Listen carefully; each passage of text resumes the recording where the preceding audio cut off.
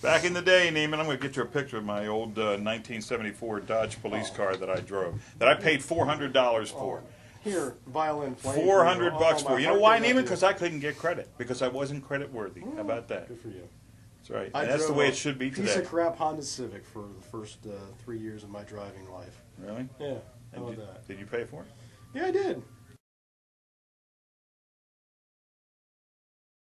So, you can say to these folks, they made a bad decision on the bad advice of somebody. Who is more liable? The person that gave the bad advice or the person that took it? Or are they equally liable because they were suckered into making a bad decision against their better instincts? Most people, I think, know you shouldn't spend more than you have, but they still make the decision anyway. You know, it's funny.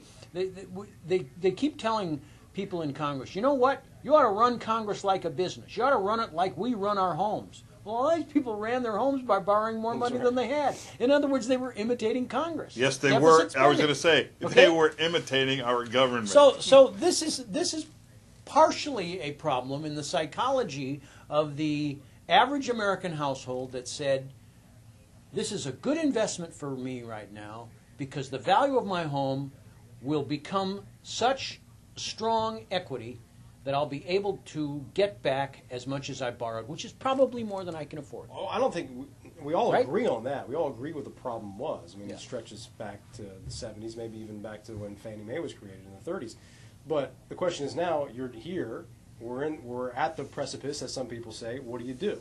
Well, okay, what do we do? I still don't understand why it's such a terrible idea if there's going to be a bailout, and you are somehow going to, if not reward, at least forgive bad behavior, give it back to the original bad behavior, the person that got the loan, the person that borrowed more than they could afford. You mean the BB. The BB. Bad behavior. The bad behavior. That's it. To me, that's worse socialism than the Paulson plan. Why? That's look, proper English. Look, Neiman, let's suppose we did this. Let's say that we through government mandate, through some kind of legislation, we said, we are going to sunset the life of Fannie Mae and Freddie Mac, turn them into a kind of homeowner loan corporation, 2001, and have them write down all of this bad debt, provide new loans to these people, new mortgages, and when they have finished that, they're done. They're out. They can privatize. They can be in the business themselves, but without any implicit government guarantee. All right? In other words, Fannie Mae, Freddie Mac, you are now in business of going out of business yourself, right? Boy, that makes a lot of sense to me.